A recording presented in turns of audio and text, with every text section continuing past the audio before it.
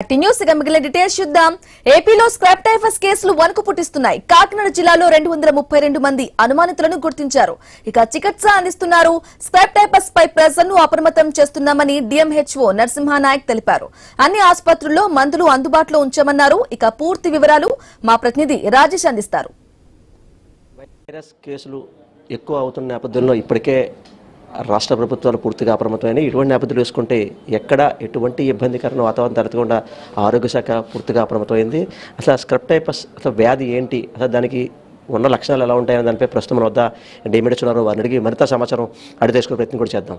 Sir చెప్పండి, ఇప్పటికే scrap typhus virus సంబంధించి ఇప్పటికే పూర్తిగా ఒక పక్క భయాందోళనకు గురవుతున్నారు. అసలు వైరస్ ఎలా ఉంటుంది, అసలు దాని లక్షణాలు ఎలా ఉంటాయి?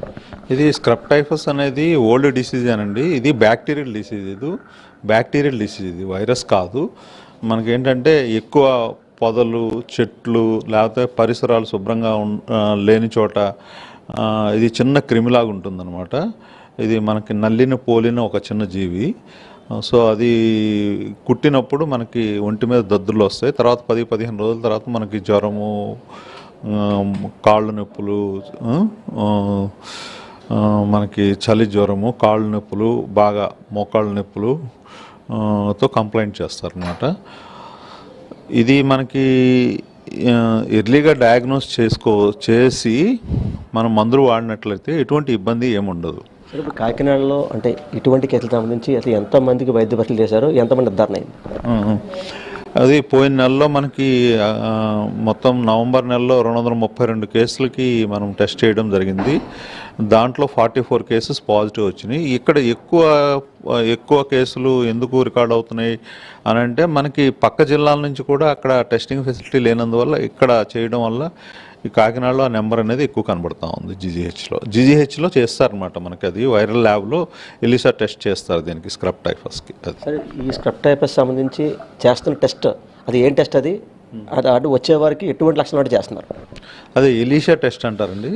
స్క్రాప్ టైఫస్ ఎలీషా టెస్ట్ అది మనకు వైరల్ ల్యాబ్లో చేస్తారు. మైక్రోబయాలజీ డిపార్ట్మెంట్ ఆధ్వర్యంలో మనకి ఎవరికైనా జ్వరము, తలకాయ నొప్పి, బాగా బాడీ పెయిన్స్, అలానే చలితో ఉన్నట్లయితే ఈ సస్పెక్టెడ్ కేసెస్గా మనం గుర్తిస్తాం అనమాట. గుర్తించి అవి ఇక్కడ మనకి టెస్టులు చేయడం జరుగుతుంది. సరే, ఈ స్క్రాప్ టైఫస్ వైరస్ ఏదైతే ఉందో దీనికి సంబంధించి ఈ వ్యాధి ఏదైతే ఉందో దీనికి సంబంధించి సపరేట్ వార్డు కానీ పెట్టారా? అసలు ఏంటి ఇది జీజీహెచ్ మెడిసిన్లో ఉన్న మనకి దాదాపు 6 యూనిట్స్ ఉన్నాయి మనకి.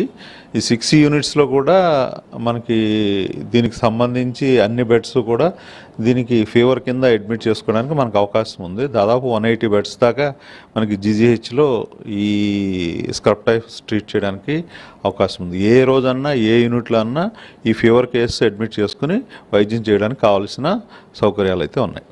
చూసాం కదా, ఓవరాల్గా ఈ స్క్రాప్ టైఫస్ సంబంధించి ఈ వ్యాధి ఏవైతే ఉందో ఇది జ్వరం రూపంలో వస్తుంది.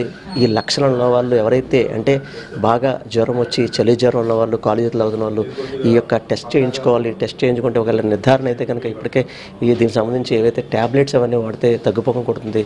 అదే మొదలకుండా చూసుకోవాలని చెప్పి పక్క ఎవరైతే డిఎంహెచ్ఓ నరసింహానాయక్ చెప్పి పరిస్థితి కనబడుతుంది. అయితే ఓవరాల్గా చూసుకుంటే ఈ వ్యాధికి సంబంధించి ఇప్పటికే ఈ కాకినాడకు సంబంధించి 245 పైబడి టెస్టులు చేశాము. సుమారు 45 పాజిటివ్ కేసులు వచ్చినాయి. దీనిపై కూడా ఇప్పటికే దీనికి సంబంధించి వైద్యం కూడా చేసాము. ఎటువంటి ఇబ్బంది లేకుండా, ప్రాణాపాయం లేకుండా పూర్తి భద్రతా చర్యలు చేపడుతుందని చెప్పి డిఎంహెచ్ఓ చెప్పి పరిస్థితి కనబడుతుంది. ఇది కూడా తాజా పరిస్థితి. కెమెరా పర్సన్ సతీష్తో రాజేష్, న్యూస్, కాకినాడ జిల్లా, కాకినాడ డిఎంహెచ్ఓ నుంచి.